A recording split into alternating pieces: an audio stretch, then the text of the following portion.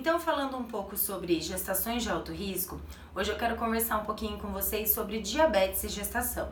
E para isso a gente precisa separar as pacientes em dois grupos. Aquelas que já tinham diabetes prévia à sua gestação, independente se é do tipo 1 ou 2, daquelas pacientes que desenvolveram uma diabetes gestacional.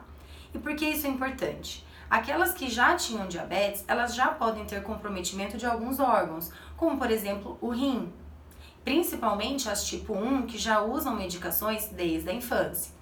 Ao passo que as pacientes que não tinham diabetes e desenvolveram a gestacional, as complicações tanto maternas quanto fetais costumam ser menores, principalmente quando a gente está falando de situações em que elas não têm comprometimento de um rim, por exemplo, como eu citei agora. Então, primeiro ponto, independente se ela é prévia ou gestacional, ela configura uma gestação de alto risco. Então, aquelas pacientes que já têm esse diagnóstico e usam insulina, por exemplo, ou metformina, elas já devem começar com pré-natalista especializado em alto risco. Ao passo que aquela gestante que desenvolveu a diabetes gestacional durante a sua gestação e fazia um pré-natal de baixo risco, por exemplo, deve ser encaminhada para um especialista.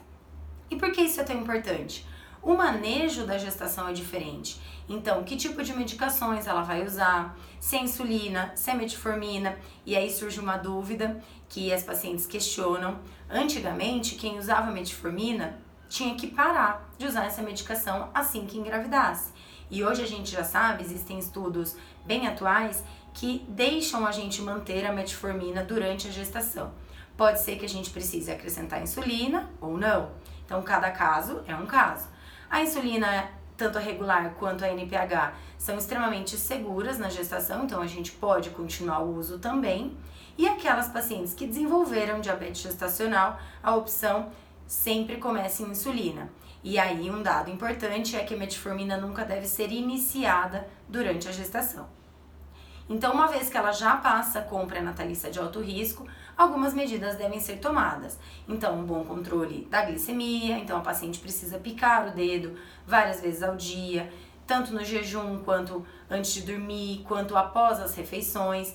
Existem tabelas, valores de controle para a gente saber se a dieta que ela está habituada a fazer e a medicação que ela usa estão mantendo os níveis glicêmicos durante o dia dela normais.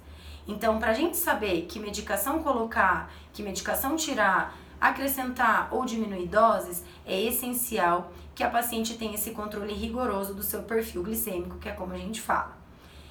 E o bebê? O que pode acontecer com o bebê, tanto de uma diabética prévia quanto de uma diabetes gestacional?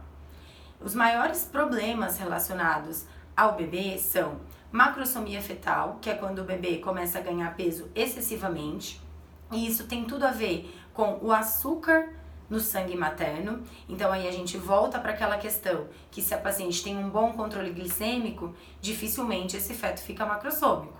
Outro ponto, pelo mesmo motivo, ele urina muito durante a gestação e acaba alterando algumas relações plasmáticas e osmolares da mulher, e esse bebê produz muito líquido amniótico. Então é o polidrâmino que a gente fala. Então, além de um feto muito grande, ele pode ser um feto com muito líquido amniótico.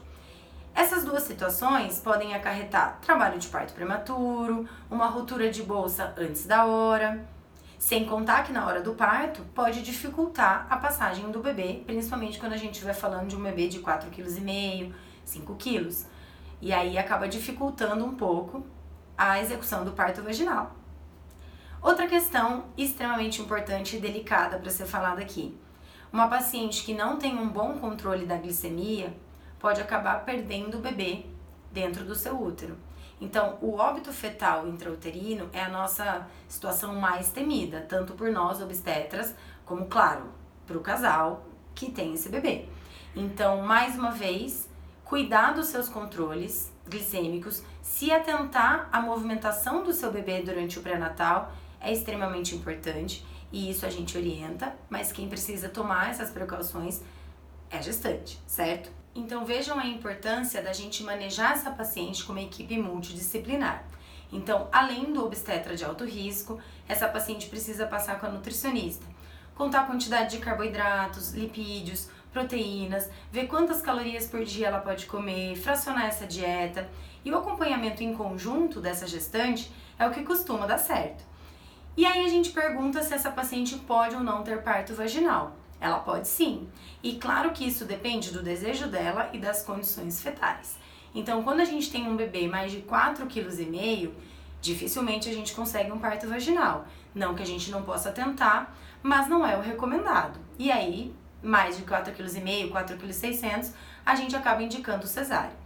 Mas se for menos do que isso, sim, podemos ter parto vaginal. E quando esse bebê precisa nascer? Então, se a gente tiver um controle glicêmico adequado e o bebê estiver dentro do peso esperado para a idade gestacional, ou seja, num percentil adequado, a gente pode levar até 40 semanas, mesmo as pacientes que usam insulina. Agora, se a paciente tiver uma alteração no peso do bebê, ou então na vitalidade do bebê, talvez a gente precise adiantar esse parto para 37, 38 semanas, e aí depende de cada caso. Então, esse acompanhamento múltiplo, esse acompanhamento em conjunto e o comprometimento da paciente em relação ao que ela come, as atividades físicas que ela realiza, as consultas e exames de pré-natal que são solicitados a ela, tudo isso feito de maneira adequada, a gente costuma ter muitos desfechos felizes com o tipo de parto que a paciente desejar. Então, a diabetes é sim uma preocupação bem importante, tanto para nós quanto para vocês, mas o que eu queria deixar aqui de recado é que isso não deve impedir o seu desejo de ser mãe, não deve impedir o seu desejo de ter parto normal, desde que todo mundo trabalhe em conjunto e se comprometa com a situação.